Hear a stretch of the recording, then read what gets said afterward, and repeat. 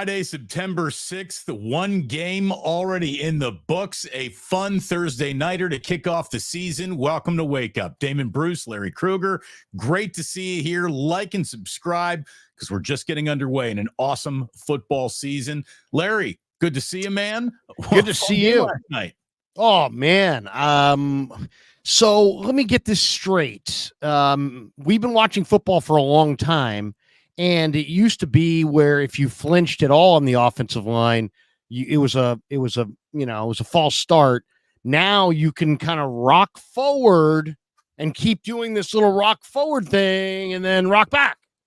I don't get what I saw last night on the non-calls against the offensive lineman for the chief offensive lineman on the right side, especially for false starts. It just seemed like their right tackle false started all night long.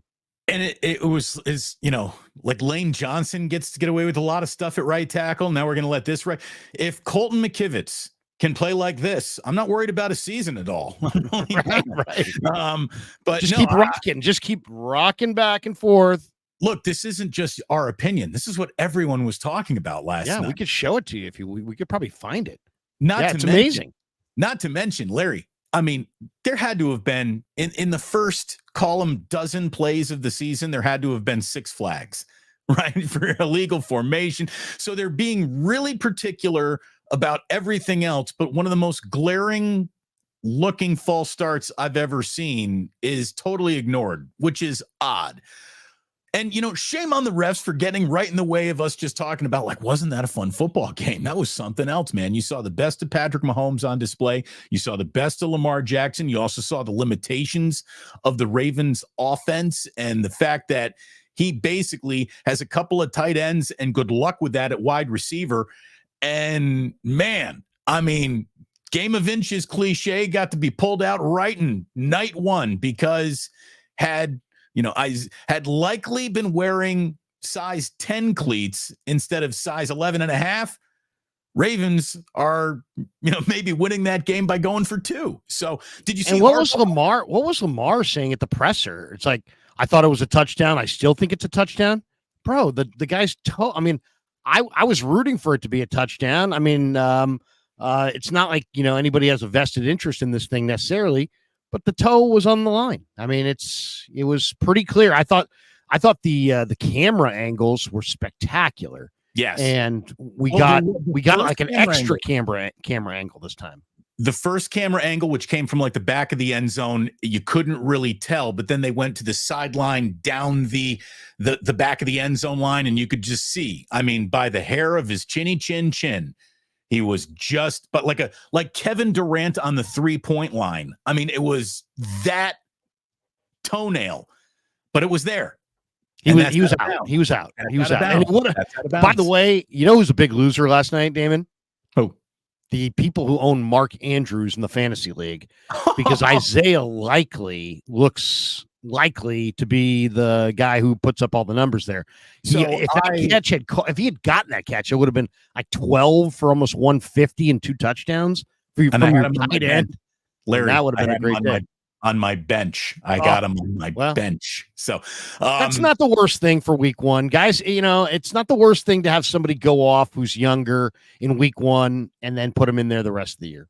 Yeah, I feel good about having him, especially in a keeper league. But it was a great, great way to get the season going.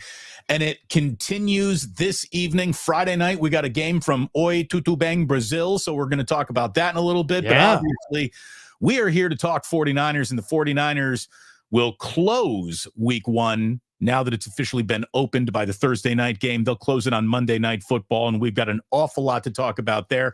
So, formally, welcome back, all 49er fans. It's the Friday before they play. It's great to have you. Larry and I will be doing Wake Up 3 days a week, but next week, actually 4 days a week. We'll be with you on Monday.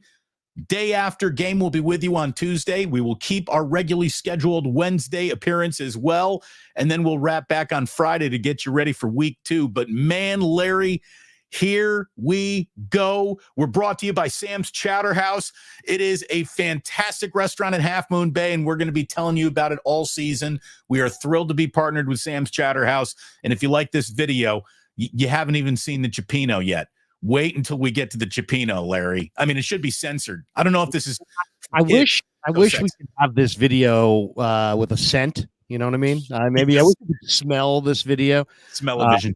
This is maybe the greatest smelling restaurant of all time. Something about the seafood, being near the water, the fire, all the different things. The kitchen just, it's amazing. You sit down, you get some French bread, that great sourdough bread. You have a little butter on this French bread. Maybe you get a salad of, they do a crab louis. They have got all kinds of incredible seafood salads.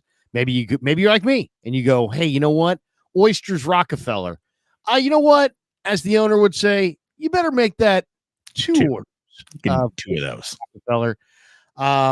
Amazing oysters. And then that sets your palate. Maybe if you're there with some friends in the afternoon, maybe you're having a nice cocktail of beer and you're sitting there and you just had some oysters. Maybe you ordered like a seafood pasta. One of my favorite things is they have a scallop wrapped in bacon. Oh my God. It's cooked over mashed potatoes. Damon, it's magical. So everybody check out Sam's Chowder House. And once again, if you haven't seen it, there it is. Ooh. And look, not that we go ahead and tell you that you're going to want to really lean forward during these Barry Bonds at bats.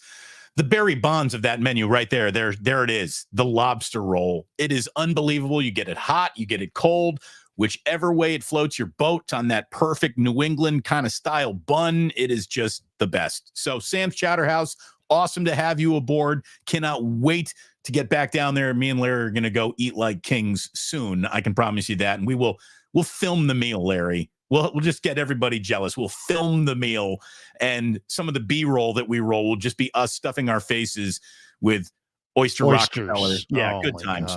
So, my gosh, it's so rich, so decadent, but so fantastic. It's so good. Let's get into what I think can only be described as good news here, Larry. Because we can't talk food anymore. We got to announce something. We're switching to football now. We should probably talk a little football here. Sean Turner says Food Network stream here. Thank you. Absolutely, Sean. Christian McCaffrey, everyone was excited that, he's back. He's going to be practicing, but then you heard he's limited and, Christian McCaffrey might not be going in week 1. Larry, I think the player plays, he's got the most amount of time to get better than all but, every player but for 2 rosters, because they don't play until Monday night. It's a long time until Monday Night Football kickoff. And it sounded certainly from John Lynch this morning on KNBR that all signs are pointing towards McCaffrey playing in this game. He's going. Okay. I'll look you guys right in the eye and I'll tell you, he's going. Okay. So this is from somebody who's been watching him work out. He's going. I would be shocked if he doesn't go. By the way, we entitled the stream 5 49ers who were limited in practice. The 5 49ers who were limited, one of them was CMC with the, they're calling it a calf. Here's the only thing about the CMC thing that's a little dicey. It started as a calf and then it got reintroduced. And it's like, oh yeah, he's got a calf strain and and by the way, he's going to shut it down. He's not going to play anymore in the preseason. He's just going to work out on the side. Okay. No big deal. And when we pressed on it, it was like, well, you know what? CMC's earned the right to be able to kind of call his shots. Okay, great. Then today, when they're going through the injuries, or yesterday, it was like, he's got a calf/Achilles injury. And I know they're very close and in the same area. And sometimes, this go back to Kevin Durant, right? Was it a calf injury? He's got a calf injury. Oh, wait, no, it's an Achilles injury. So a calf injury and you want to sit out. Okay. You could always tear the calf. But to me, the fact that he was out for a month probably tells you that it's actually the Achilles. And so, the question is, there are a lot of things in play here. I think that there was a legitimate injury that they're trying to nurse back to health. I also think that they are, biding all, they're removing all non-essential moments from the seasons of Christian McCaffrey and Trent Williams. And these guys do not need, they are not gots to have practice players. And I'm not trying to belittle practice. I'm really not. But there are certain guys where it's just the old Andrew Brandt. Andrew Brandt, the old Packer guy. Andrew Brandt, I used to talk to him. Apologist for the Pack. Yes. And I used to talk to him. frequently as a guest on the show. And he came up with the saying, it's just, the player plays. And Christian McCaffrey is one of those players. The player plays. He is one of those guys who, if he can be out there, he will be. And I do think that an abundance of caution has kept him off the field. An abundance of caution of NFL teams now trying to meet all new standard must be forthcoming with injuries to satisfy the gambling market. It is a different injury protocol that teams now go through with the media. So we'll probably be getting more, but it doesn't mean more of an injury. It's not two injuries, it's the one injury, but yeah, I mean, if it's an Achilles, what do you do? I mean, I am on board for the last year and a half saying I think CMC is incredibly special, and I want to make sure that when I'm in the playoffs and hopefully in the Super Bowl that I have 100% CMC. And I felt like the Niners got to the bowl last year with CMC upright, but not 100%. And I thought he was worn down. I thought that fumble maybe had something to do with that. There's no excuse to get there with this guy run down. If you have no other backs, there's your excuse. You have other backs. Right. So, the question, I guess, okay, so by the way, we entitled the stream 5 49ers Limited in Practice. So the guys, the 5 49ers Limited yesterday, CMC with the calf and the calf/Achilles. Talanoa Hufanga with the knee. And it sounds like he's playing, Larry. It sounds, or is it maybe not? No, he's not going to go. Snaps. He's not. They're going to be very careful with him. I would say George Odom starts. Okay. He's not. No, I would say Hufanga's not going to go. I think they're going to be really, really safe with Hufanga. Jennings has got an ankle. He was limited. Garendo's got a groin injury. He was limited. I think that's it. Winters was Juwan Jennings. Oh, Banks with the pinky, but he wasn't really limited. He was out there doing everything. But yeah, he was Banks. I guess you could say he practiced, was limited. CMC practiced, but was limited. I thought CMC moved incredibly well. When I saw him out there, I saw no signs of any kinds of injuries, groin, leg of any kind. He moved exceptionally well on the practice field. I mean, he looked mid-season form. Gross Matos is out with the knee. He's not going to go this weekend. Winters has got the ankle. I believe he's out. And I don't know about his status for the game, but he was out yesterday. So, yeah. So there you go. That's your injury update. Garendo, Hufanga, Jennings, CMC, and Banks, all limited in practice. Banks is going to go. I think CMC goes. Now, they can beat the Jets without CMC. I guess the question is this, Damon. If you know that CMC has some degree, some level, and I don't know what it is, of a calf/Achilles, and as people all know, you blow the Achilles, you rupture the Achilles. That's a career-altering injury for a running back, and it's not career-ending, but it's career-altering, and it's a season-ending. So I have no problem using Jordan Mason a lot more this year. And if you're going to use him a lot more, I think it makes perfect sense to use him a lot more starting right now. Why? Yeah. Because he's in rhythm. But running back's about rhythm. You got to get rhythm. And you only get rhythm by playing. So you can't sit him for 5 weeks and be like, get out there, big boy, get a rhythm. I think you're going to get his best rhythm if you can get him out there after the preseason. And right now would be a good time. So if it is an Achilles, and if it is to anything other than just nothing, I think I would definitely use Mason, and I would even consider using Mason exclusively in some of these early games if they want to give CMC a break. There's only so many games in CMC. I'd rather have him from week 10 through the end than week 1 through 10. I think you got to trust the player here a little bit. McCaffrey, he's smart. He knows how to take personal inventory. He knows what's on the line. He understands that a win against the Jets means nothing without a Super Bowl appearance at the end of the year. So I think that he's one of those players you can trust to make the smart and right decision about, should I go tonight? And if he says, yeah, I'm ready to go tonight, you let him go. But you also restrict him. Let's say there are 30 carries in the game. I wouldn't want him to have more than 10 on his body in this game. And you give the rest to Mason, to Debo, who I think in order to be unhatched as, weapon X, he really needs to be used a bit more as a running back this year than he was last year. I mean, Debo is good at it, and the 49ers, I think, need to ask him to do things that he's good at. He might be better out of the backfield than as a wide receiver at times. So I think between Mason and Debo, Garendo, you do not need to get the most out of Christian McCaffrey to win in week one.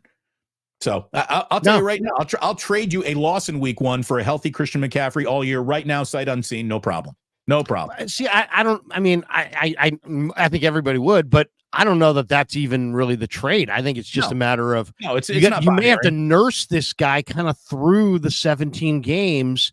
And if you didn't have another starting caliber back, I would be concerned. But guess what? You do. So you know what? I mean, I walk around that locker room last year, especially around playoff time, and I'm watching guys like Greenlaw, and they're barely getting up and going, right? And McCaffrey, and the violence was not evenly distributed across the roster. Greenlaw had way more than his share.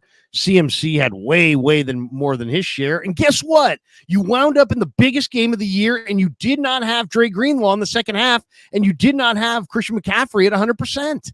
And you have Jordan Mason. And he's standing right there in the locker room. And he's 5'11", 225 pounds, and he's 25 years old, and he's healthy as hell. And he wants to get out there. And this year, you got to get him out there. Mitchell was moved aside by the injury. There's nothing standing between J.P. Mason and prosperity other than Kyle Shanahan just saying, get in there. So, yeah, if I got to go into this game and go, if this has got to be a J.P. Mason game with a smattering of McCaffrey, I'm fine. And guess what? I kind of think the better plan for the Niners might be to have Mason be your power guy, use Garendo, who's got great speed as well. Use Patrick Taylor, who I really like, by the way, Damon. I talk about a guy that's got major talent that nobody talked about all summer.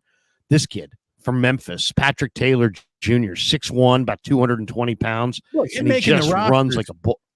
It's maybe him. I can't believe he made it. It's one of the single biggest surprises on the final 53-man roster. It was very surprising. He deserved it. Well, also Mitchell went down. I think Mitchell probably would have pushed him to the practice squad, but it doesn't matter. Patrick Taylor is a pretty good running back. He's not some slouch. So they got other guys. Not to mention, you have Debo and you have, Cowing and other receivers. So you want to put Debo in the backfield. You could put Debo in the backfield. So I don't know. I would much rather give me a combination of Mason, Taylor, Debo, Garendo, whatever you got to do. Give me a combo of the other guys and take a little bit of the foot off the gas pedal on the Christian McCaffrey sports car and just save him a little bit. That's what I would do. I mean, let's just say this. How many guys can have the usage that he had last year in back-to-back years and stay upright? Not many. So you got to ease that usage. Especially a guy with injury concerns in his past, and he's had them. So you don't want to push it. He's way too valuable to be overextended in a game that when the season is over, it'll be looked back on and almost categorized as meaningless. This isn't a division game. It's not a conference game. It's a big game because all first big games against the New York Jets and Aaron Rodgers on Monday Night Football are built to feel big. That's why we're getting it, because it's a monster. But it will not alter the season. A Christian McCaffrey injury would. So yes, be very careful with that guy, especially early on in the year. But it sounds like he is going to play, and that's always good for business. Looking at this one, Larry, and just, what is going to change the temperature of this game? Where should your eyeballs be early on, first quarter, to understand not the season that the Niners are going to have, but the game that they're in against the New York Jets on Monday night? Number one, to me, the first question that's going to dictate the pace of this game is straight up, is Aaron Rodgers still Aaron Rodgers? Or is Aaron Rodgers, but just Aaron Rodgers against the San Francisco 49ers, and they usually tend to eat his lunch somehow, some way, they always have? Or will this be a less than Aaron Rodgers, a first official sign of he's old now, doesn't quite still have it, Aaron Rodgers? And I can't wait to see what this guy looks like. I really don't know what to expect. Well, and here's the other question. Did the Niners get Rodgers at the exact right time, or did the Niners get Rodgers at the exact wrong time? Right. And I asked that question because he's only played 4 snaps, since 2 seasons ago. So he, in a way, you could argue, hey, guess what? Niners got Rodgers at the right time. Flying cross country, week 1, didn't play at all in the preseason. No rhythm, no game rhythm to speak of. 3 new offensive linemen. Man, the Niners got lucky. They got Rodgers week 1. That's one way to look at it. The other way to look at it is, man, look at old quarterbacks in the second half of the year. And maybe you wanted Rodgers late in the year because will he even be there? Would you even have Rodgers? Would it be Tyrod Taylor? Right. Will Rodgers be able to get through this year? What if this game was week 16 or week 17 instead of week 1? Then, yeah, he's got a rhythm and he's got a season under his belt, coming back. But it's also December and he's 40 and it's a long year and he's taking a lot of hits. So, I kind of think I'll take this spot. Because 3 new offensive linemen. I would expect one thing you're going to see up front, Damon, are the Niners playing some intricate stunting games just to try to make, the Tyron Smith, brand new left tackle, John Simpson, brand new left guard, Morgan Moses, brand new right tackle. Now Morgan Moses and Tyron Smith are both 33. But I saw their offensive line. It didn't look great in preseason. Vera Tucker's coming off an Achilles, so they've got some 3/5 of a new line. I say you stunt them and twist and turn and all kinds of games up front and make that line that hasn't played a lot of snaps together communicate together and get some angles going on Rodgers where he doesn't know where that free runner's coming from because there's so much action up front. Because right. To me, one of the fears I have in this game, Damon, is that Rodgers escapes contain, buys himself time. Then you're talking about one of the best, most accurate, strongest arm, deep arm throwers in the game with Garrett Wilson, Xavier Gibson, who's a home run hitter, Malachi Corley, who's really tough to tackle underneath, and his good buddy Lazard from Green Bay. So, I mean, not to mention Conklin, the tight end, is a decent guy. And Breece Hall, I think, had more receptions than CMC. So Rodgers must be contained, and I think you got to play games up front to make their O-line communicate. And if you do, I think Rodgers is going to turn it over. I think he'll throw the ball away and punt. He's going to make business decisions. He's not taking hits. And you and I think, look, great quarterbacks, great players all have demeanors that seem to not turn around and accuse teammates in real time of failure or frustration. Aaron Rodgers has never been one of those guys. He will start yelling at his teammates walking to the huddle. I mean, he is a red ass out there and he doesn't like contact. He didn't like contact when he was 27. I doubt he likes it now. So, right. He especially in recent years, Damon, like you mentioned the Niners owned him. Frustrated. Getting him frustrated not only with, his physical restrictions or differences that there might be, but with his own teammates in front of him is a great way for it to start unraveling. It really is. So hopefully a little early penetration, a little early contact, a little Aaron Rodgers squinting at his offensive lineman in the huddle. This is all good signs, I think, for the 49ers. Another thing that I think is what are you keeping your eye on here? And look, honestly, if the 49ers offense plays up to its reputation and the New York Jets defense doesn't do something to make you rethink what the Niners offense might look like this year, but if the Niners offense comes out and is like, hey, man, we're still 28 points kind of rolling out of bed, we're approaching 30 in a lot of these games, if that's what it looks like, I just don't think that the Jets can keep up with that in this game. Any sort of high-scoring game, I think, plays right into the 49ers' hands. And it's got to be a low-scoring game for the Jets to win. Look, I got respect for Garrett Wilson and Alan Lazard.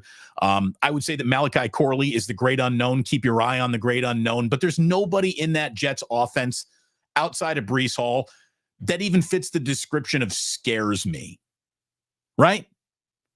Right? And does Breece Hall really scare you? Yes, he scares me. Because why? Because he's got sub 4.4 speed. Right. Okay, and he can catch the ball out of the backfield. And to me, the Niners versus the screen is a major part of this game. They got to be able to stop the screen. But I'm looking at the Jets' schedule, Damon, from last year. Just wanted to take a perusal.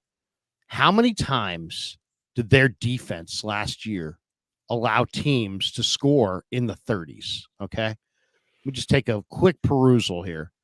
Week 1, no. Week 2, no. Week 3, no. Week 4, no. Week 5, no. Week 6, no. They allowed 27 to the Chargers in November. Okay, that's that. They allowed 32 to Buffalo in late November. They allowed 34 to Miami in right around Thanksgiving.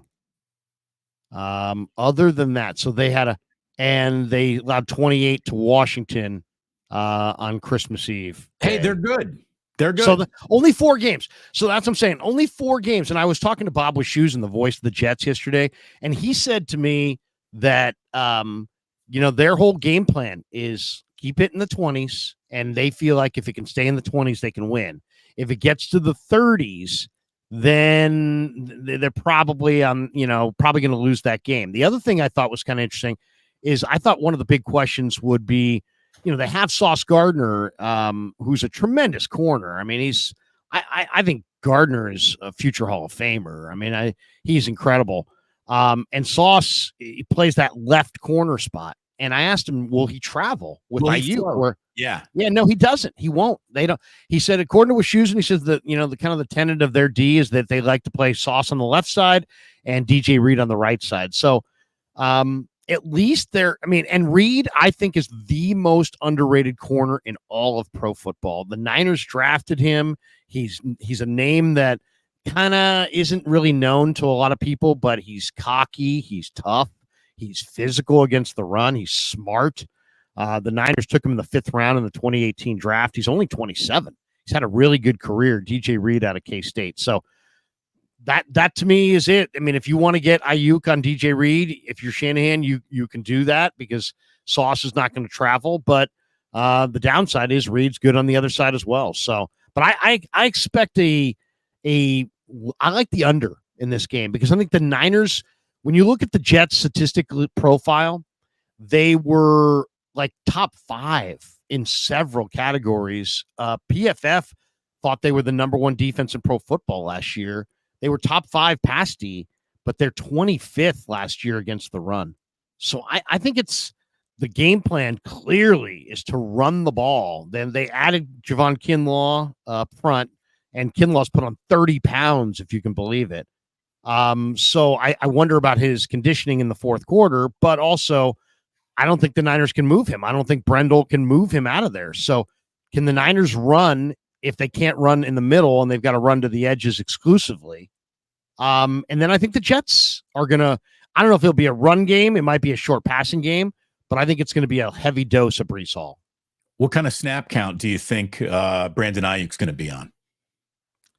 Well, it's interesting because I saw him at practice the other day and he looks good, but man, you could tell he was huffing and puffing, and, you can take a month off and get your money. But as Herm Edwards said on the radio a few weeks ago, the grass knows when your cleats haven't been on it, which I thought was really deep and also kind of interesting. That's great. That's and coach speak right there. That is isn't that Herm right there? Is that classic Herm? The grass knows when those cleats haven't been on it. And so there's no fooling it, right? And I think you might want to, maybe not. I mean, he's 26 and he's in the prime of his career, and he held out and he got the big bag. And the theory is, hey, you know what? Money plays. It's week one. Roll him out there, but be smart. That's all I would say. Be smart with his reps. Look, we get to do like 2 pregame shows, basically. Like this is the Friday before the weekend show, but we're going to do the same thing on Monday because it's a Monday night game, obviously. So, we can really take this thing apart and put it back together on Monday morning. But the facts and numbers around this game, Kyle Shanahan, do you realize that he needs to win this game to just be 500 in week one in his career? He is he's 3-4 as a head coach in week one with 7 seasons of the 49ers. So to get to 500, he needs a win. He's never lost to the Jets. He's 1-0 against the Jets, looking to go 2-0. Niners looking for their 1-0 start for the 9th time in their last 13 seasons. They haven't, and this is what's. Can you say that last one again, Damon? What the Niners are looking for a 1-0 start for the 9th time in their last 13 seasons. So in the last 12 years, they're 8-4 in week one, is what you're saying.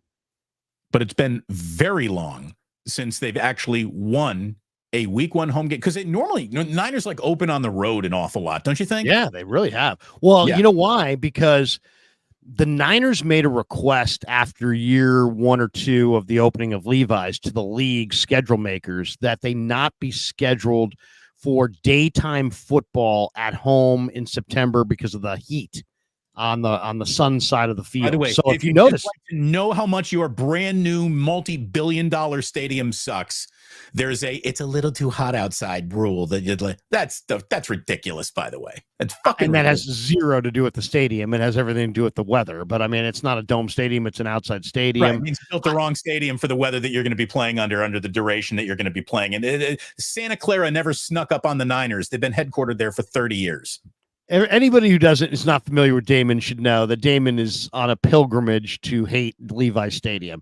I don't hate Levi Stadium, but I also walked out of Candlestick for the last time as I was passed on my way to my car on the escalator by 2 raccoons. So I pretty much had it with the stick. Invite in all the raccoons and say, yeah, we can play in every week of the year. We don't have a heat restriction. Anyways, look, the whole point is hot. It's hot in California. It's hot in California. They don't. So it's a night game.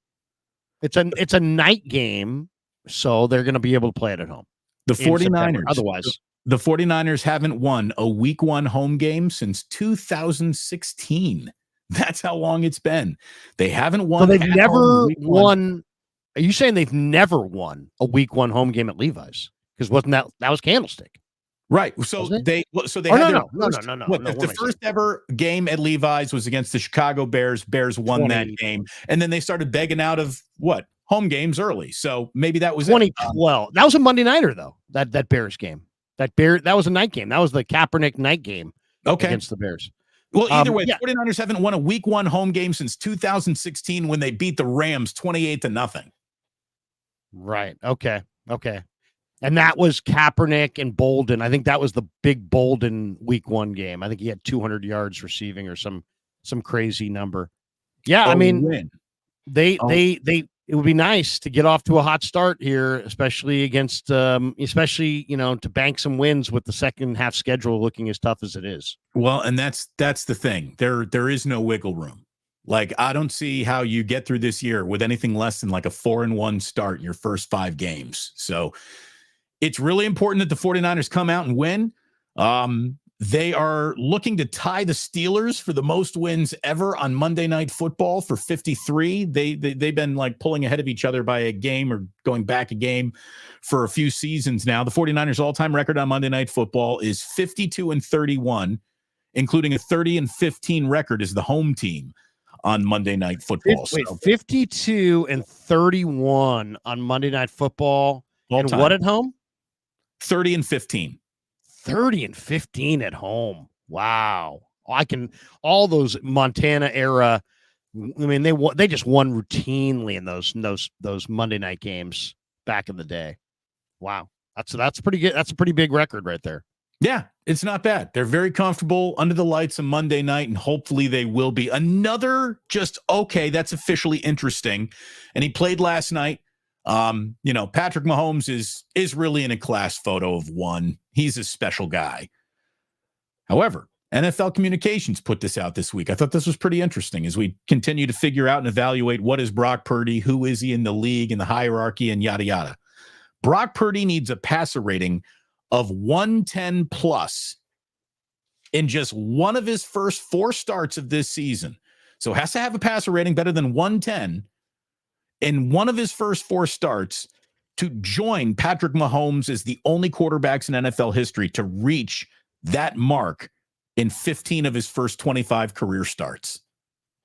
So, Patrick Mahomes basically entered the league in a way that made everybody drop what they were doing to take a look. Brock Purdy, in so many ways, is doing the same thing. Different styles, for sure, but the successes, the accuracy, it's hard to argue with it. So Purdy, he's had 110-plus quarterback rating in 14 of his 21 career starts, which is incredible. It really is. So, It is. I mean, and he's impressed an awful lot of people. I mean, he really has. 17-4 as a starter. Here's the Hall of Famer Rod Woodson. Listen to Woodson here talk about Purdy. Here's Rod Woodson on the Eisen Show talking Brock. And by the way, the Eisen Show, if you're a Niner fan, they talk tons of Niners on this show. The best team in the NFC is the 49ers. You still believe so? Yes. I mean, getting Trent back was key. So you got your Ayuk, you got Debo there. I mean, I still think they're the best football team. They got the best running back in the National Football League. I love the way the game was called on the offensive side of it. Defensively, he's got to see what type of defense they have this year, but I just think they're the best overall team in the NFC. You don't think the Eagles with their coordinator switch might have fixed the way that they collapsed despite Kelsey and Cox, 2 guys right in the middle of those trenches being gone, that Saquon can plus them up and that the new coordinators can help out? I love Saquon. I think he's up there, one of the best backs in the league.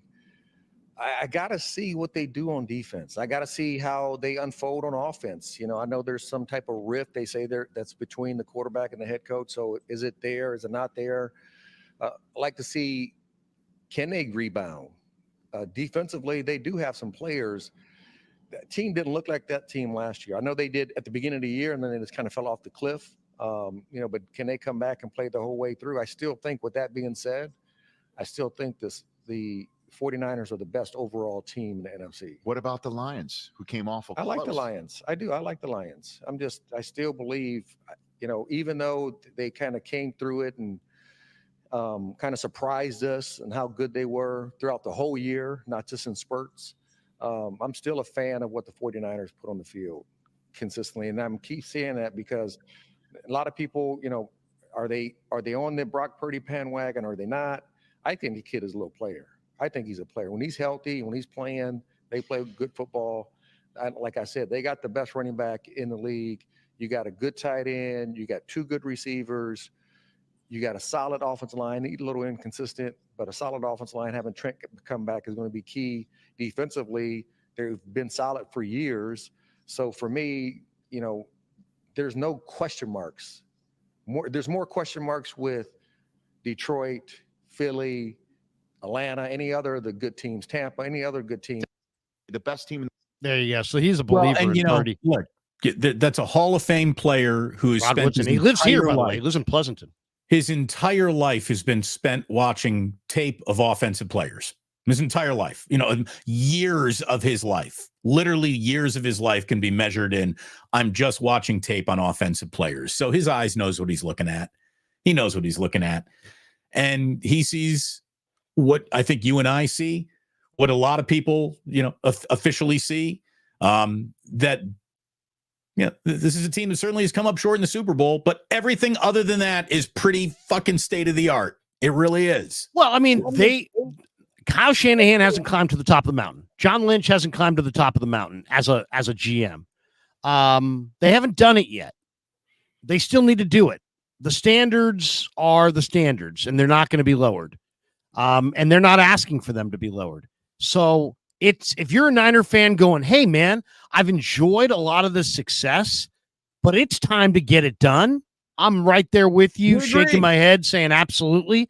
But if you're going to say they haven't gotten it done and that's why they need to be replaced, then you've lost me, because I don't believe I'm a little older than you guys, and I remember the Yorks chasing out Mariucci after some really good seasons of Niner football where they didn't win the Super Bowl, and then that went down an entire Dennis Erickson nightmare path, and it got way worse before it got better, and it took them a decade to find their way back, and they didn't find their way back until they hired Jim Harbaugh years and years later, multiple regimes later. Mike Nolan was there, Mike Singletary was there.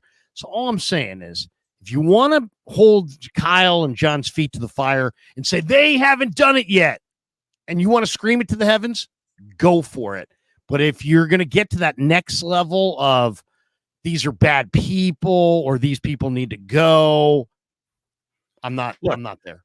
People who know what they're doing and are very good at what they do lose NFL games every weekend. This is a league that you don't get to this league without knowing what you're doing, and then the league eats itself alive. And for the 49ers to be doing most of the eating rather than getting eaten means it's being run right and it's working. You haven't had that official best meal of the year, and that does suck. And both of us said Kyle Shanahan cannot leave Las Vegas without the Lombardi Trophy. Well, he did. That doesn't mean that Kyle now needs to be pushed off the airplane before you get back to SFO. And people who covered the league like that are overreactionary. I just had Cam Inman on. I know you just had him on soon. We were talking about his book, The Franchise. It's fabulous. And we talked about Mariucci. Mariucci was fired because he was chasing ghosts that he couldn't catch. He wasn't fired because he was bad. He wasn't fired because he didn't have a good team. He wasn't fired because he wasn't winning games. He was fired because Bill Walsh would have won a Super Bowl by now. And that's why he was let go, basically. He was let go because he was being measured not by what he is actually doing, but by the history of the 49ers, which, again, was suffocating at that point. You were still so close to it. Well, it was, once again, let's get rid of very good in the pursuit of great, right? But you don't have a plan to be great. It's once again, I'm okay. It's not like my name's Larry Shanahan. I'm not, Larry Lynch. I'm not related to these guys. If you can make a really compelling argument that they should go, I'm willing to listen. And if you have somebody that you think is better, I'm willing to listen. I just don't believe anybody's got anybody better. I'm not saying that they can't do better than Lynch and they can't do better than Kyle, but it would be very, very, very, very difficult. To me, to start fresh after you're so far down this road, would Andy Reid have done in Philly what he's doing right now in Kansas City had he stayed? And I think the question is, if he had the quarterback, I think he would have done what he's doing. And I think if Shanahan has the quarterback, I think he'll get it done. I think he does. Yeah. I think give him a couple years. I think these two guys, I think Shanahan's the right coach. I think Purdy's the right quarterback. I do believe that they will get it done together. I do. Well, and this is do you, Damon? Because I'm not sure. We haven't talked about it. No, I think we've talked about it incessantly. Yes, I believe that Brock Purdy, but specifically that.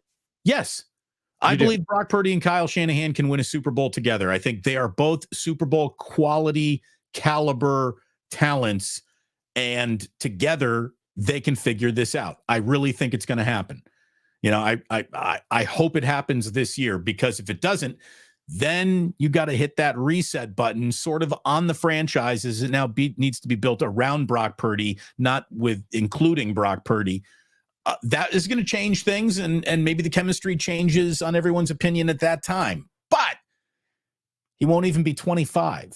He's still incredibly young. Shanahan, even though he's aging like a president and going as gray as I am in real time, he is still a young man, all things considered, in this coaching game. and he's already in his 8th year doing it. They're really good. They're really good. Again, I wish. So you grew up rooting for the San Francisco 49ers. Like when they win the Super Bowl, I expect you to jump and be happy and maybe even cry a little. I'll be happy for my YouTube channel. I'll be happy for my kids and my family and my wife.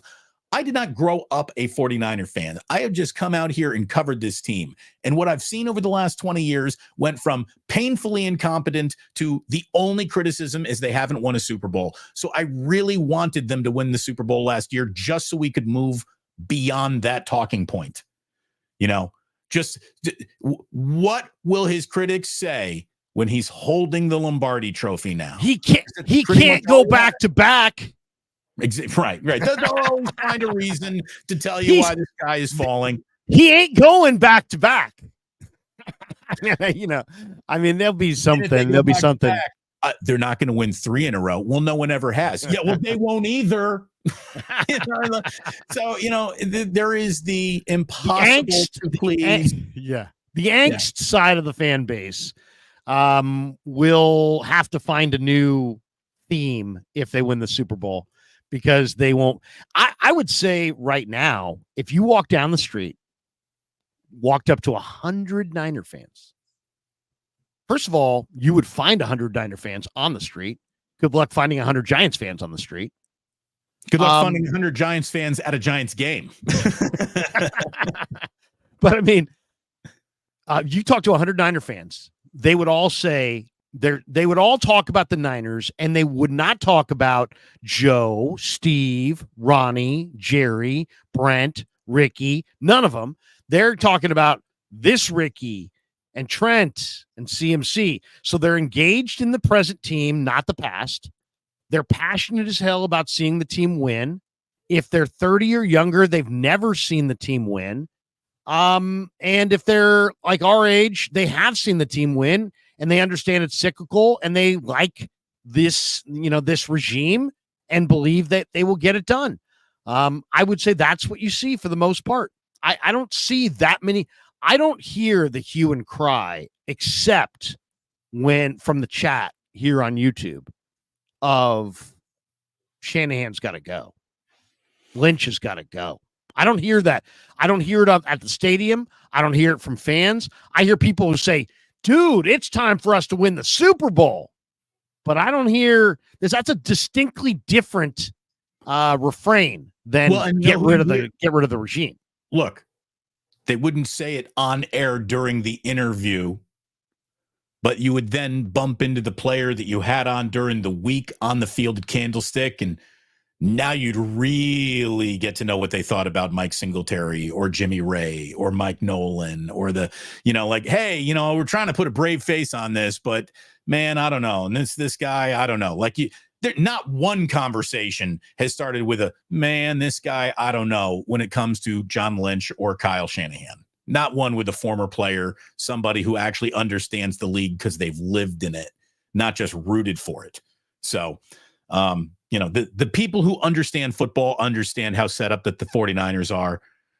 The people. And by the way, for people who Damon and I said, it'll be good for our YouTube channels if the Niners win, and what we really mean is, because nobody knows if they're going to win at all. I mean, did they win last year? Technically not, right? Because they didn't win the Super Bowl, but they did go to the playoffs. To me, that's what I'm about. For the channel, I'm all about the playoffs. The Niners are minus 450 to make the playoffs. They're plus 325 to miss the playoffs. The odds imply that they have an 81.8% chance of making the playoffs going into the season.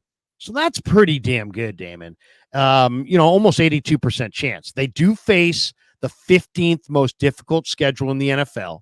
They play the Rams twice in addition to that, and they made the playoffs. By the way, they also play 6 other playoff teams. Larry, I don't mean to interrupt you.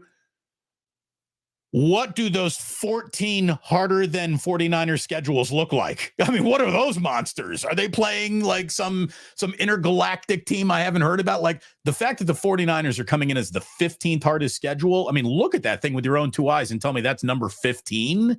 Good God. The 2 against Arizona. I mean, take the Steelers division. They don't have a divisional opponent that's Arizona. You know what I mean?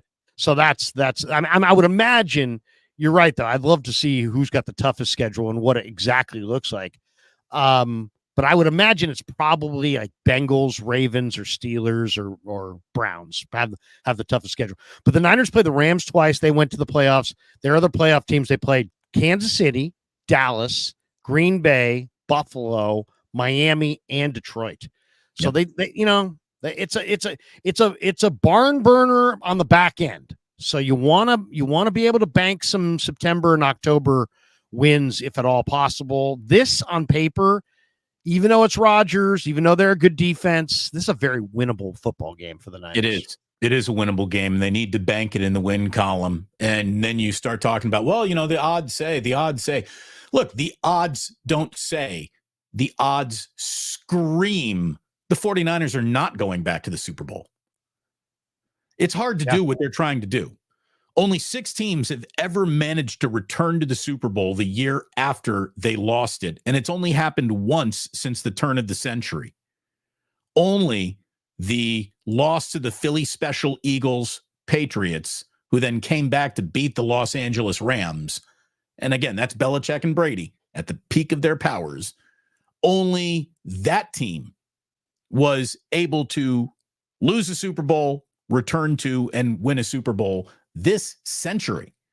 So the 49ers are trying to do something that is incredibly rare and incredibly difficult, but I'd still give them a pretty good shooter's chance of doing it. Yeah. Because I think they're that good. If they can stay healthy. I mean, you can put this in front of every team, but if the 49ers stay healthy, should be a monster season for them. Really should be. Fuja Siminian 13 says, Larry, did you MC the fantasy football draft? I did get invited to go to Southern California to MC a football draft, but you know what? I got so busy that I didn't go to Riverside. So a guy in Riverside wanted to pay me like $1,000 to go MC his fantasy football draft. And I was like, I would do it, but then the schedule didn't work out. Larry, we talked about this at the Dubliner for Plus Mania, and you came in and you're like, you were debating, you were weighing the math on this whole thing. You're like, I think, the good guy. I like the guy who's asked me to come on down. I trust him. Somebody in the back is like, you need to bring security with you, Larry. And you have no idea what you're walking. You're going to wind up in a dungeon. It's a really busy, it's a busy time of the year if you cover the NFL to go and take a one-off trip to host a fantasy football thing. But I would have loved to have seen you done it, like all Guy Smiley or just totally ripping the picks as they come in. That's a terrible pick, Mike. Coming up next. I didn't think you were going to go do it. And you didn't. It wasn't the security factor. It was really just the schedule because I had my son's high school football. By the way, congratulations to Northgate last night. They beat Camp Olindo, and they destroyed Camp Olindo. So Northgate freshmen owned Camp Olindo in Walnut Creek last night. Suck it, Camp Olindo. You made Wake Up. You don't want to make it like that. By the way, welcome to Wake Up. Like and subscribe. Both channels we're co-streaming all season long here. Thanks to Sam's Chowder House for being our sponsor. Larry, why don't you hit him with a little Chipino footage? Because I know you got to get rolling because you got a hit coming up. But I'm trying to confirm if I'm doing this hit or not. So right now I'm not sure. We'll see. We'll see here. We may jump off in a minute. If not, we'll keep it rolling for a few minutes. Okay. Look at that lobster roll. Look at the paella. Oh, the paella looks there. Really it is. Scrumptious. There's the Chipino. Look at There's that the star. Seafood explosion right there. And the Chipino at Sam's is magic. By the way, I mean you're talking about mussels, prawns, scallops. Did you know that is a true San Franciscan invention? By the way, the Chipino. Sourdough bread, I don't believe was invented in San Francisco. It was perfected in San Francisco. But Chipino, literally invented by fishermen coming back to the wharf after a day casting their nets. They would pick out, the what they were keeping for themselves, and they would just throw it all in a big boiling pot. And that's why there's all that different type of seafood in a Chipino, because it was the throw it in there. And we're all going to kind of eat the sea's leftovers is basically what Chipino was. So And it's just, I mean, I love all seafood. So the crab legs, the mussels, the scallops, I mean, it's all fantastic. But to smell the thing in the restaurant coming together, and then it's just, they give you the bib and they bring it out, and you got the crab legs, and you're just digging into this seafood pot of just gloriousness. It's fantastic. Absolutely fantastic. I'm a fan of the bib too. I've always liked, a lot of people are like, I don't need a bib. No, if you're going to offer me a bib at a restaurant, I want it. Give me the Exactly. bib. Absolutely. I mean, do you, have you in college, when I was in college, we used to have I was in a fraternity. We used to have a fundraiser every year. It was a crab feed. Have you ever been to a crab feed? I've been to many crab feeds. The Guardian put on okay. a famous crab feed. I've been to the San Francisco Yacht Club crab feed. Thank you very much. Oh, so you've been to crab feeds. So oh yeah, they're awesome. It's the best. You pay like $50 and you can get chilled crab, and they bring out the cocktail sauce and the butter and the lemon, and you're just sitting there and drinking wine and eating cracked crab, and it's the best. It's absolutely the best. The dead shell plate that are all over the table at the end of it. You got mountains of just empty crab legs and bodies and whatnot. What I love about the crab, the crab fest and the feast is that you go into the body of the crab, right? Because everyone goes after the legs and the big chunky part. You go after the body. That's where all the sweet meat is. And then you just start throughout the night, you just start collecting it and shredding it and put it in your bowl of butter. And then at the end of the night, you basically have like, it's not Cheerios and milk. It's crab meat in butter, and you just eat it like cereal at the end of the, like, that's how your crab feed ends. That's how I end my crab feed anyways. Oh man. So we used to go when I was at Sac State, and we have to sell tickets to this thing. And I'd walk through the neighborhood, talking in over by Sac State, and all the blue hairs, and hey, would you like to go to our crab feed? And you would be shocked how many tickets. I mean, I think we might have sold like 400 tickets to this thing. We made thousands of dollars on this crab feed. It was absolutely, and it's a great time. So a lot of churches do them for fundraisers. And the tickets are not cheap, right? I mean, it usually costs neither is $50. crab. I mean, you got to wait for Dungeness crab season to open, and that market price can change.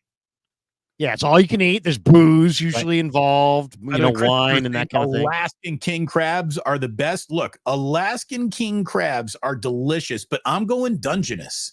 I'm a Dungeness guy. Yeah. Have you ever gone out? You should, I'll tell you, that's an experience too. I haven't done it for decades, but as a kid, we went out on the crab boats one time, and watched them, go out in the ocean and grab these crabs and bring them all back. I mean, it's a pretty cool experience. So I don't know if they offer that anywhere right now, but if you can, go do it, because you'll definitely find it cool. I went through a good 2-3 year phase where my favorite, just put it on, don't think about it, just watch it, TV show to go to was Deadliest Catch.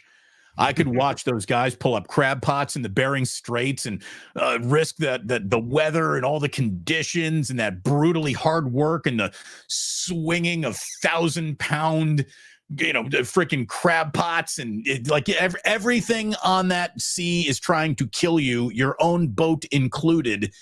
And they're just out there fishing for crab. I love that show. And they boil those crabs alive. Sometimes they'll crawl out of the bowl. Yeah. They'll crawl out of the bowl in the middle of the boil. I loved that show. Everyone's Worth My Nightmare.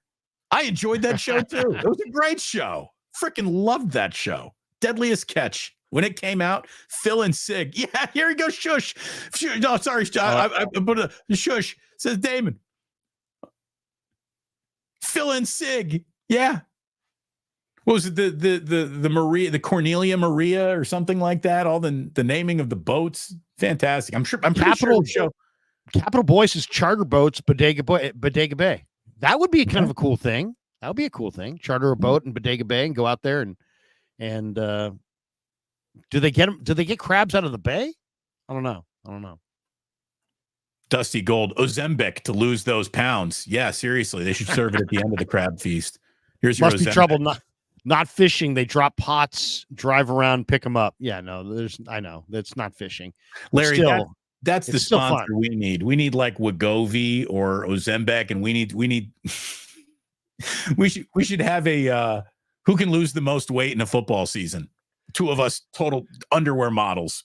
And then we could do that, and we could, and then we could talk about, take this drug, but watch out if your eyes bleed. That's a bad sign. Ask your doctor. Can you imagine the two of us? Ask your doctor about Chipino. Your eyes are bulging out and they're starting to bleed. Probably no longer take the drug. But now, are we going to 10:30? Have you got a bolt? What's your deal? Yeah, I confused my 10 a.m. hit today with the fact that my Niners show on Saturday on KMBR starts at 10 a.m. So I'm free. Okay, good. Well, then we should. At least I'm free until 10:30. Around 10:45, the great Chase Senior joins me on the Krueger show for a little breakdown. We should invite Chase back to another wake up. I had a good time with him the time that he stopped on by great. the show. Yeah, I mean, Chase, ripped London Breed, and all these people went after him and this and that for the Ricky Pearsall thing. And he is covering the team from Texas, so he's not here. But I think overall, Chat Sports does a pretty nice job of covering the Niners, and I think Chase does a pretty nice job overall. There were an awful lot of people that were mad at him for basically jumping in and kind of going political on the Pearsall thing, which, as we all know, was there. Here's the deal. Right there, teetering on sports and politics, and it's right. It was a tough thing. I tried to avoid it because I don't like to get political in this forum because that's just not what I chose this forum for. But how about this? I think the right way to say it is San Francisco, without a doubt, has been an incubator of ideas that probably haven't worked the way that they were intended. And because of that, a lot of people think that there is an environment that is now, cataclysmically dangerous to you and me in San Francisco. The chances are, if you're not wearing a Rolex, you're going to be just fine in San Francisco, to be totally honest with you. And a random act of violence, act of violence can happen anywhere. I guess my whole point was, can Chase Senior name a single other mayor in the 19 American cities that are actually measurably more dangerous than San Francisco? And the answer is no, of course he can't, because the San Francisco's mayor just happens to be a political talking point on a certain network all the time. But she made herself. She made herself that. Yes. Nobody made her take the stances she took. She made herself that. So she's a lightning rod, and she has to answer for it. And San Francisco does have to get harder and tougher on crime. San Francisco does need to rethink its policies for sure on a lot of things. But what happened to Ricky Pearsall could happen to anyone, anywhere, anytime. It's never the city's fault that you're being mugged. It's the mugger's fault. So it's but here's, once again, the mayor's first statement at the scene of the crime to the TV news, because I was watching it, was unbelievably insensitive. Damon, if you got shot and we're doing a live stream and you got shot and they ask me what I think, and I look at the camera and say, yeah, he got shot, but it's rare. It's really rare. I don't care. That's insensitive to your wife, your kids, to your family. That was insensitive. So don't everybody use this, both sides, for their political football, and continue to. I actually thought it would be used even more than it's been used. It's actually kind of died down. But don't go political. Don't. And she went heavy political. She's like, this is a rarity. This never happens. But the stats, that's bullshit, because there's all kinds of random street crime in San Francisco. I don't even live there. I just work there. And I've been subject to multiple street crimes myself. So, it's just don't tell me that, and don't piss on me and tell me it's raining. Don't try to handle it the wrong way. Political, the wrong way. So let's just look at this from a Ricky Pearsall standpoint, because that's not politics. I just want to look at it from his standpoint. And it is tragic and amazing that this guy caught a bullet before he caught a pass. I mean, is there anyone in the history of football who's had to start a career quite like that? I really don't know. I don't think there is. I don't know about it anyways. Did you hear what Shanahan said? The doctor said? They said that it was like only 2 out of every 100 people that suffer that kind of a bullet wound survive. 2 out of 100. So he's very fortunate. What I can't believe is that there, it says Ricky Pearsall's been shot in the chest. I'm looking at the footage, and there he is walking to the ambulance. Like, who walks to their own ambulance when they get shot in the chest? They're usually on the gurney being loaded in. This guy is certainly tougher than the non-contact jersey jokes that we have been telling about him since he started practicing in training camp. Look, I just truly hope that this kid mentally recovers from this moment. I'm imagining if you get jacked and shot, that comes with a nightmare. Like that, there's just going to be a nightmare in there somewhere, right? There's going to be a moment where you wake up at night going, and hopefully that's it. Hopefully this doesn't change who he is, the way he goes about society, the way he goes about dealing with people in the public or fearing for his own safety anywhere. Hopefully his life and his mental approach to life is unaffected by this. What he went through is all day and night long the walking definition of trauma and traumatic. What do you think of this one from Sean Turner? Do you like that idea? Pearsall got to lead the Boombox Crew team. Oh, absolutely. And he's got to come out. I love that idea, Sean. I love that idea. He's got to come out to what's the 50 Cent song about getting shot, one man or something? You got to come out to that. You got to come out. I don't know. To something hard. Yes, Ricky. Seriously, Ricky should absolutely lead the team if he is up to do it. And look, they're talking that would be about cool him. too. He was saying that I would play this week if I could. I mean, that guy right there got some dog in him. You know what? I stood next to him at practice, like about 15 feet away, 2 days ago or yesterday, or whatever it was. There it is. Thank you very much. This is the song. He's come out to 50 Cent's Many Men, and that should be the song that he takes the lead, the team out onto the field with. Absolutely. That would be sweet. That would be sweet. But he was standing there at practice yesterday, and it's like you can see, man, he's chomping at the bit. He wants to get back. He wants to play.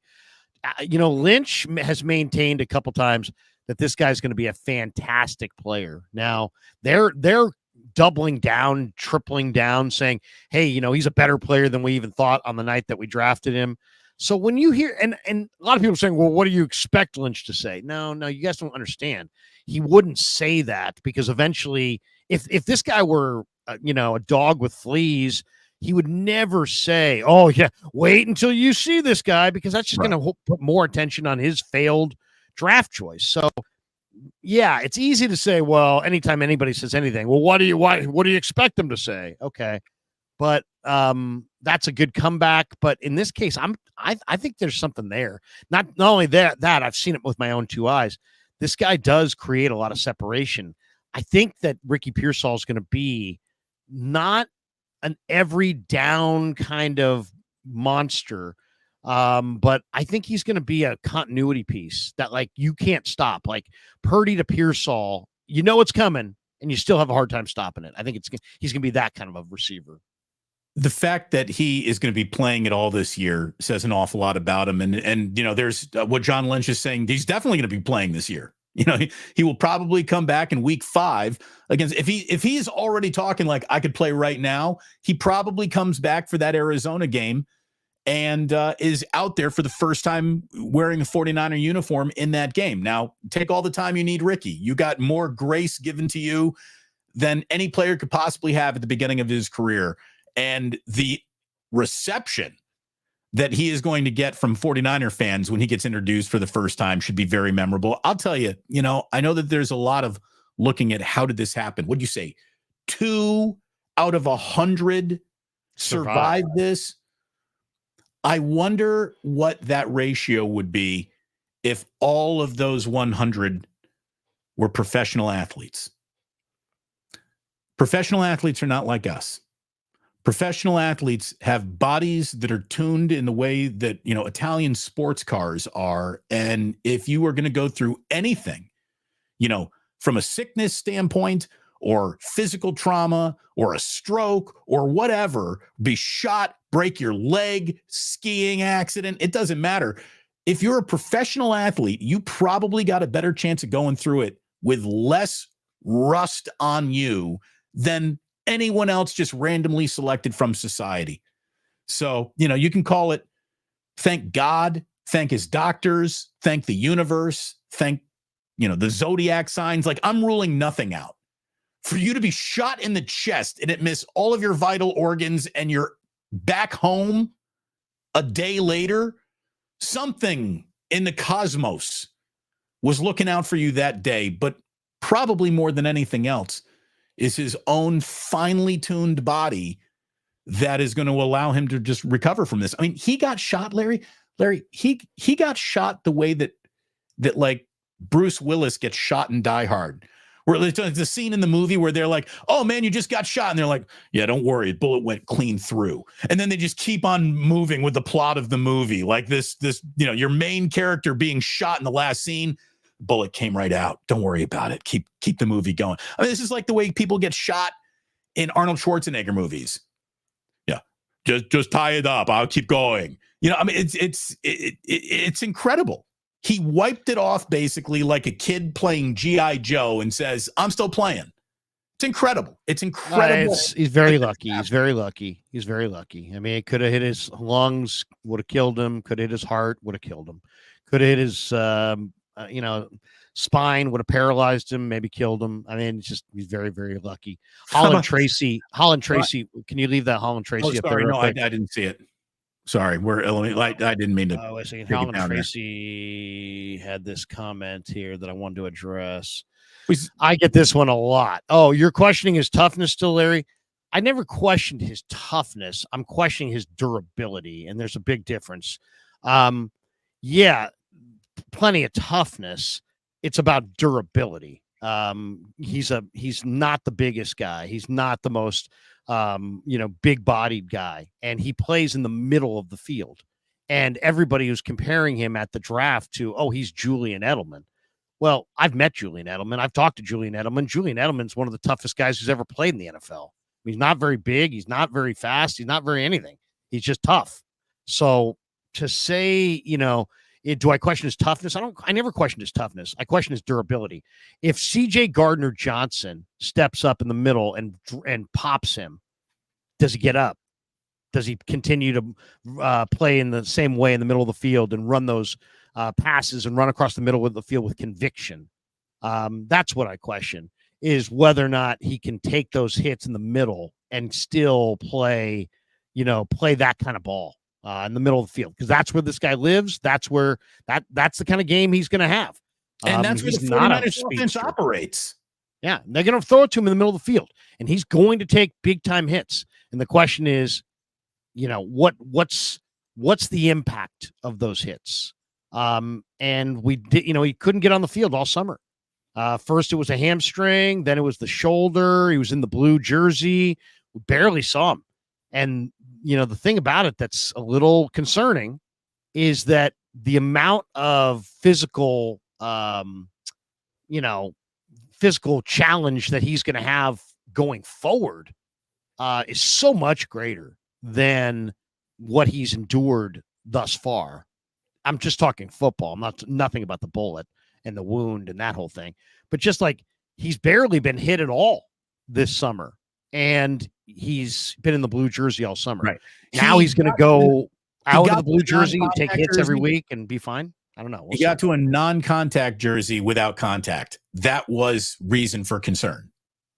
It's just not the biggest guy. He didn't have huge numbers at Florida. I mean, I looked. I mean, he's got great ball skills. He's got great route running ability. He's got really good hands, but he didn't have great numbers. So I'm a numbers guy. You put it on, you produce. To me, that says everything. He's got the traits. We got to see the production. The production's not overwhelming considering, and do you blame the offense? You can. Do you blame the quarterbacks? You could. But we're going to find out because now he's in the NFL in an offense that we know works with a quarterback that we know plays well. So I do question the durability long term. Absolutely. Well, look, we saw a rookie wide receiver affect the game last night at Arrowhead. Yeah, he looked good. Xavier Worthy. Hopefully Malachi Corley, a rookie wide receiver, won't be affecting Monday Night Football very much. And Ricky Pearsall will eventually get his shot. But the rookie receiver I kind of want to end today's show with, Larry, is Jacob Cowing, because I think this guy could really just give Kyle Shanahan another few pages of his playbook to sort of go through. You know, there was the playbook that Shanahan had with Jimmy Garoppolo, and it was like this thin. Okay, this is what Jimmy could do. And then Brock Purdy comes in, and now the playbook goes to here. And now Christian McCaffrey's added to the team. Now the playbook's like this. You know, if Cowing can just make it grow a little bit more, because now we get more deep shot plays, we get to get more aggressive.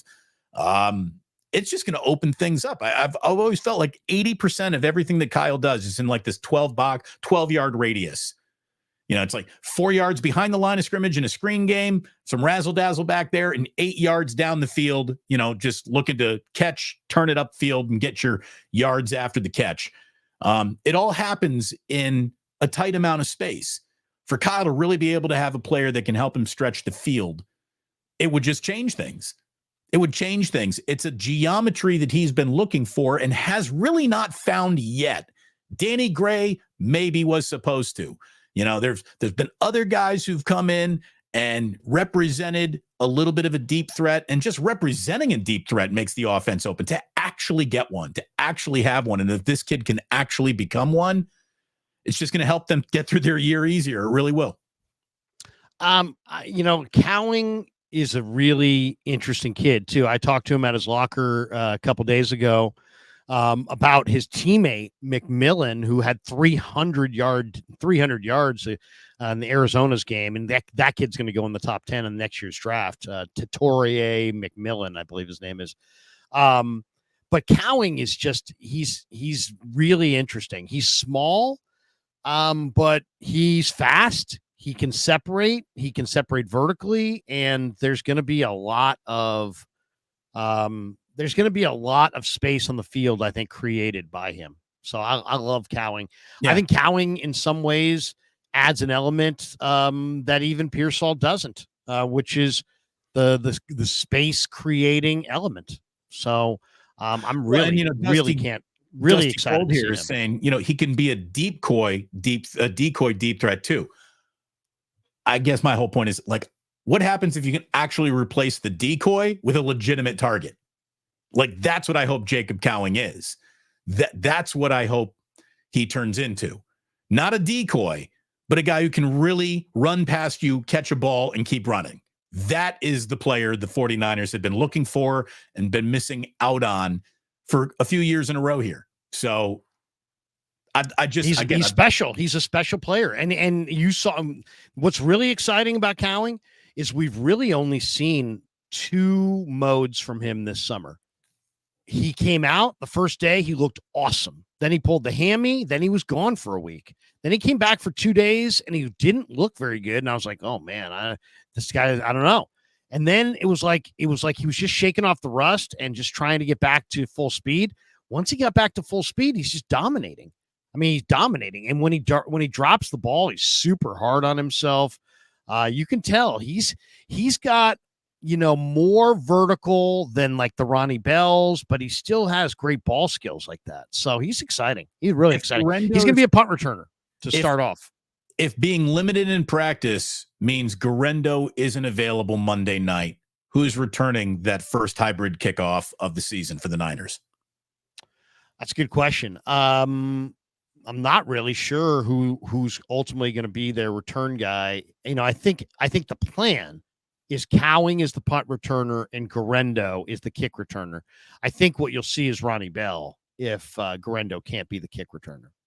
I mean, there'll be two guys, but Ronnie Bell will be one of them for sure. I think you're probably right. Probably right about that. You know, maybe Ronnie Bell and Debo, maybe Ronnie Bell and not CMC, but Juice. Maybe Ronnie Bell and Garendo if Garendo's healthy. That would be my guess. Well, Trent Taylor's not being brought up from the practice squad to just not for that, right? Okay, right, yeah, not for that. But yeah, eventually, I mean, you have Trent Taylor still there. You can go to him at any point. Oh, by the way, not that anybody cares about this but me, but as somebody who just went to practice, Terrace Marshall looks really good to me. I can't believe that Carolina got rid of Terrace Marshall. He's 24.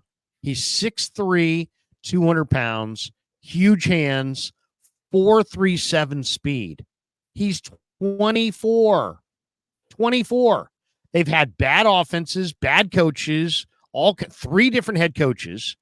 He hasn't had a solid quarterback, though he did speak highly of Bryce Young.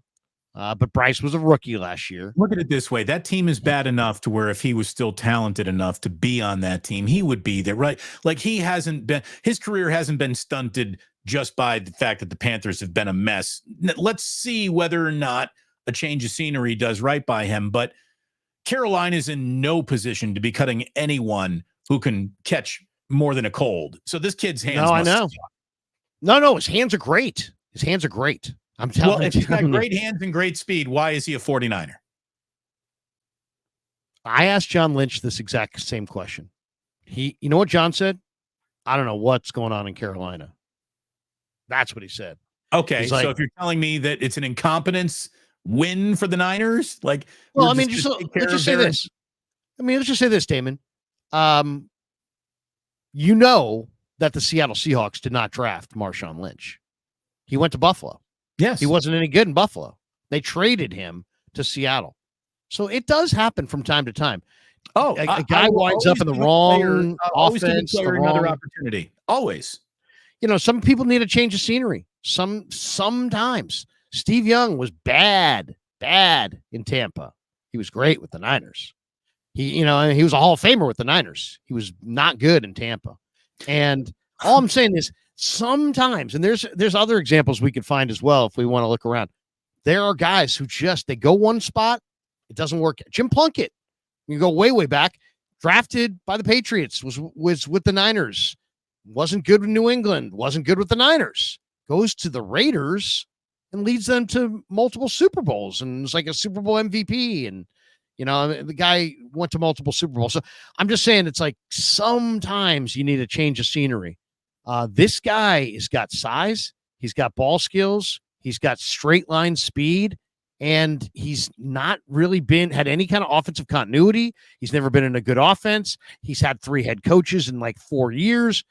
He's only 24. He's never had a major injury. He runs 4.37. I think you put him on this practice squad, let him get comfortable, let him get his feet wet, let him learn the offense, bust him out.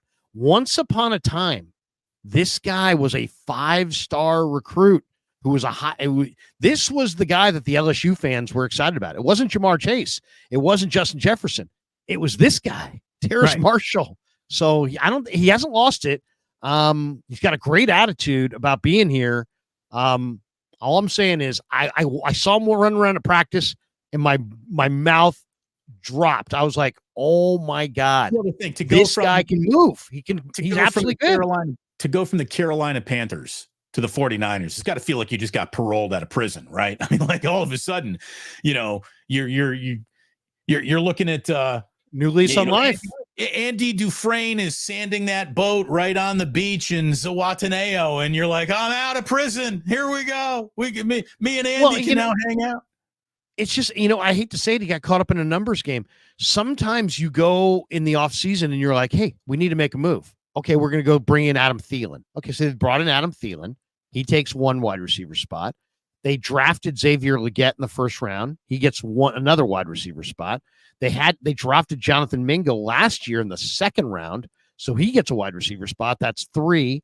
And then Deontay Johnson, they signed from Pittsburgh, so he gets a wide receiver spot. So they really only had, one more, spot, and I'm sure it was designated for a guy like David Moore from East Carolina because he's got some special teams ability. And Terrace Marshall's not a special teamer per se. He just got caught up in a numbers game. I'm telling you, wait until you see Terrace Marshall on the field once he knows the offense. I think people are going to be very surprised. Very surprised. Okay. By the way, here's another way to sum it all up. Very well here by 49ers Eddie. Carolina traded Christian McCaffrey. They're not a top organization.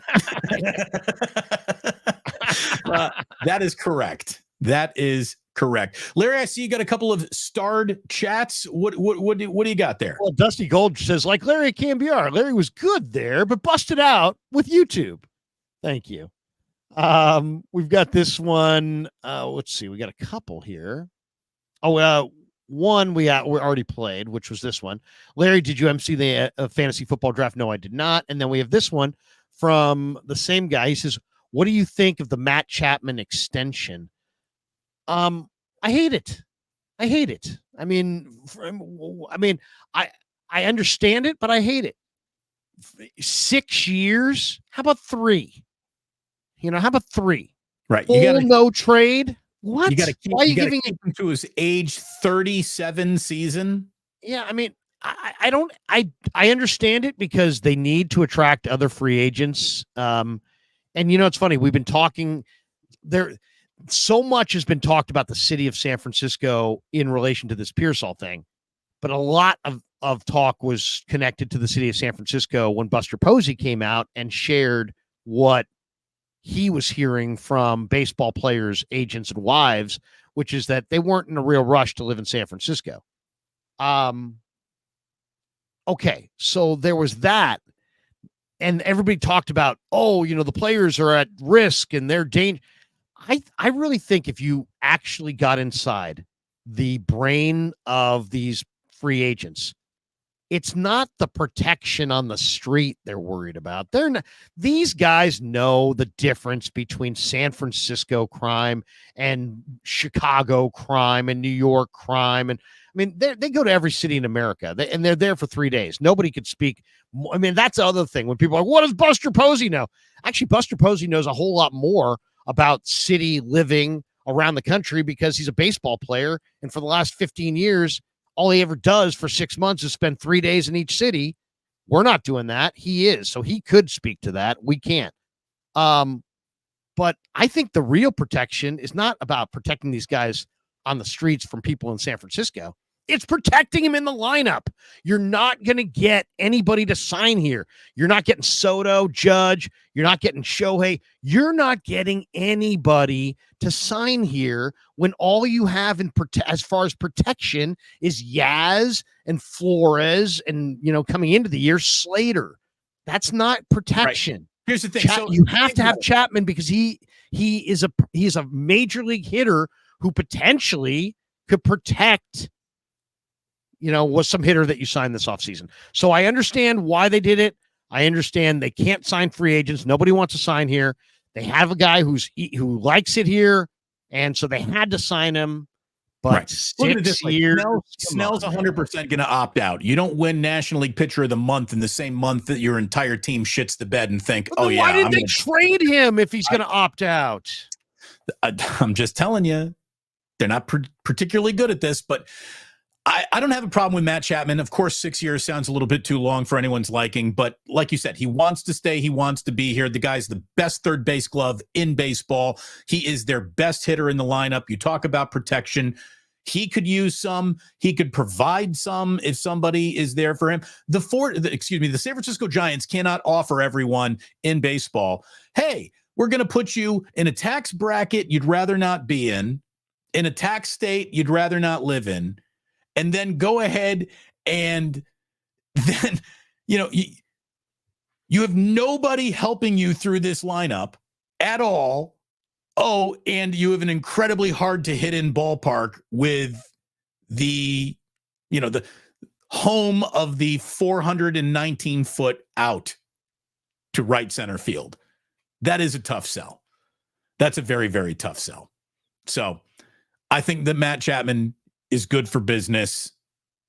6 years is too much, but I don't mind it at all. Matt, how about this? I haven't complained about Matt Chapman not once all season long, and that makes him the rarest of San Francisco Giants. Is Krueger out? Did Krueger lose this bad boy on his end? Normally he reappears by now. Is it up to me to wrap this bad boy up today? Feels like it might be.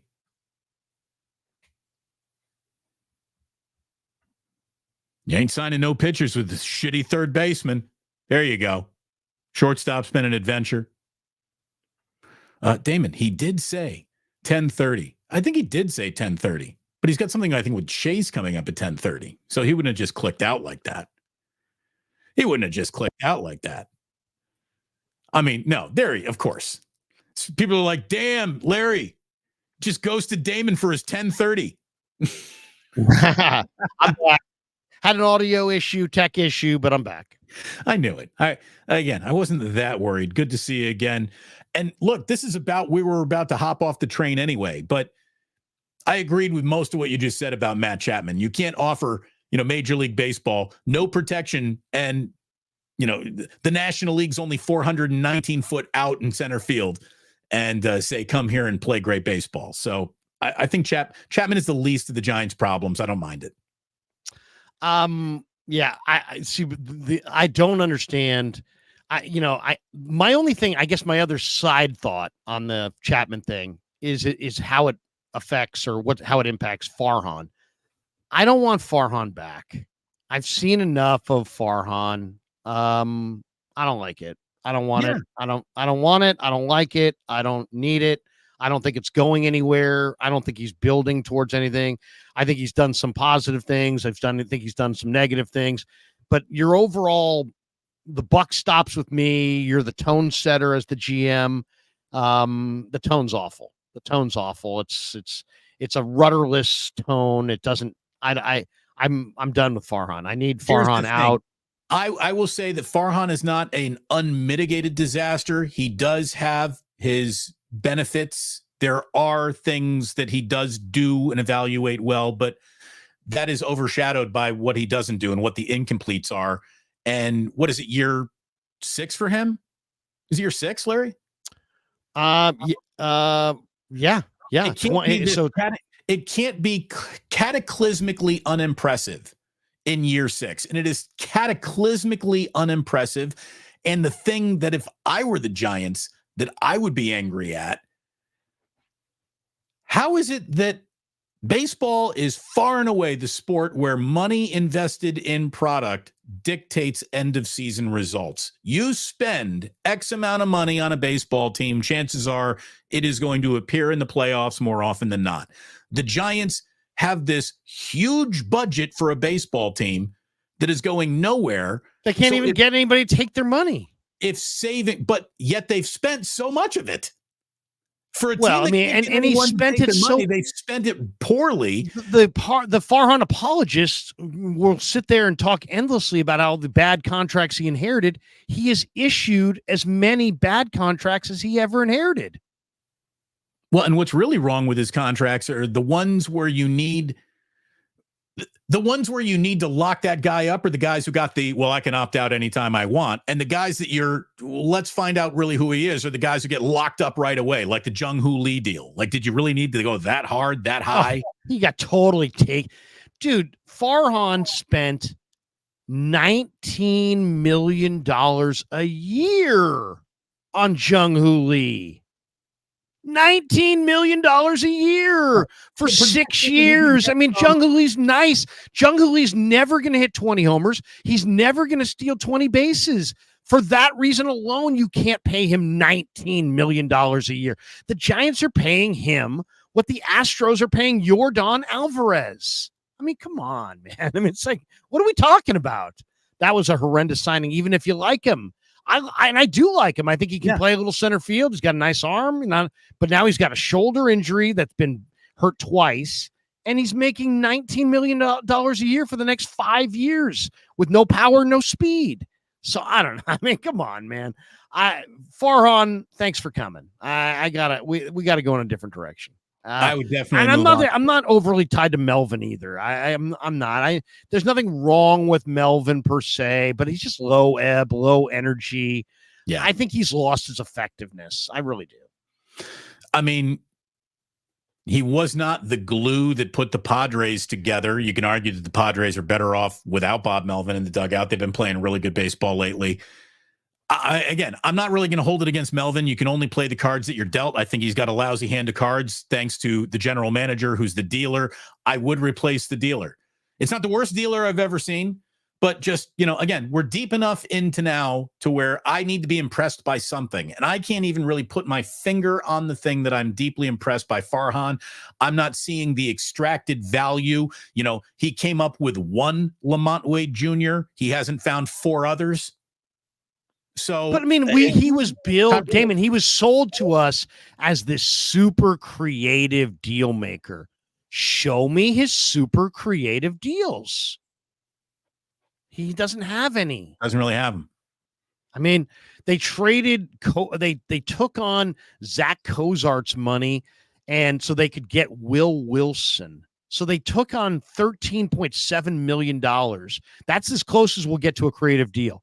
They took on 13.7 of Zach Cozart's money to attach so that the Angels would attach a prospect named Will Wilson. Well, that's great. But Will Wilson hasn't made it.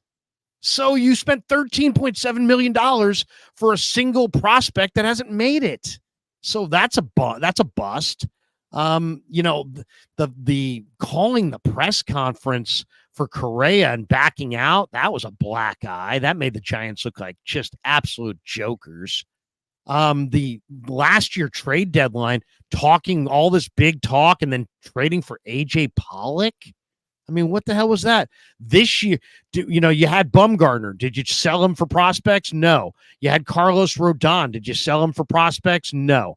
You have Blake Snell, who's probably the hottest pitcher in baseball, second half of the year. You probably could have gotten somebody's top 5 prospect. Did you trade him for that prospect? No. So you're not all in the name of let's send messages. We don't want to send messages about we're not in it. You were never in it. I saw Mark Willard the other day on Twitter say, that's it. They're finally done. They never started. They were never in it. They were never in it. The Giants never were more than 2 games over 500 all year. Don't tell me they're out of it. They were never in it. They were never in it, not for a minute. And the minute that Robbie Ray had his good, he's back, he looks good, they should have traded him instantly. Right. Instantly. But no. How about this one? You're going young, but Joey Bart, you can't have Joey Bart, but you can have Tom Murphy. Tom Murphy is just Joey Bart with a couple extra $1 million. That's all Tom Murphy is. And so you trade Joey Bart for nothing, and Joey Bart plays decently, and then you go with Tom Murphy, he gets hurt. Then you trade Jorge Soler at the trade deadline because you're opening up room for Marco Luciano. Luciano gets called up. He kind of Cadillacs it down the first base line. You banish him to the minors. Right. So now he's in the minor leagues, and you're playing guys like Wisely. So, I mean, come on, man. Thank you, Farhan, for your tenure. Jorge Soler to make room for a guy that you instantly walk away from. It doesn't fit together. And look, Larry, if we talk any more Giants, we're going to lose the entire audience. And I know we got to run. We're done anyway. Well, I'm done anyway. Rakib Jumani says, "Morning, gents." Thank you, Rakib. Thank you, Rakib. Thanks to everyone. Thanks to everyone for watching. Thanks to Sam's for sponsoring. Larry, we need to make a plan to be down at the Sam's Chowder and see who wants to come down and meet us, right? Maybe they'll give us a back room. We'll all go in. We got to strategize. Let's do a meet and greet at Sam's. I totally agree. When do you want to do it? We're doing a meet and greet. We're doing a couple meet and greets. We'll have off the air, and then we'll come back on the air and give everyone the results. Yeah. Well, but we will do one. We'll definitely do one at Sam's this year. Look, we're back so you guys can meet us. We're back on 9 a.m. Monday morning. It'll be game day, and football days don't get better than game day. So next time Larry and I both come to you and talk to you, it will be game day. And that's the day we've all been waiting for. Thanks so much for watching. Larry, thanks so much for watching, for going to the Chowder House. I might have to take the Miata out and the top down, drive down the one, the hair blowing in the breeze. There's nothing better than game day. And I told Coach and I told Trevor, hey, you know what? We haven't won shit here in Jacksonville. But guess what? We're about to continue not winning shit here in Jacksonville. Bye.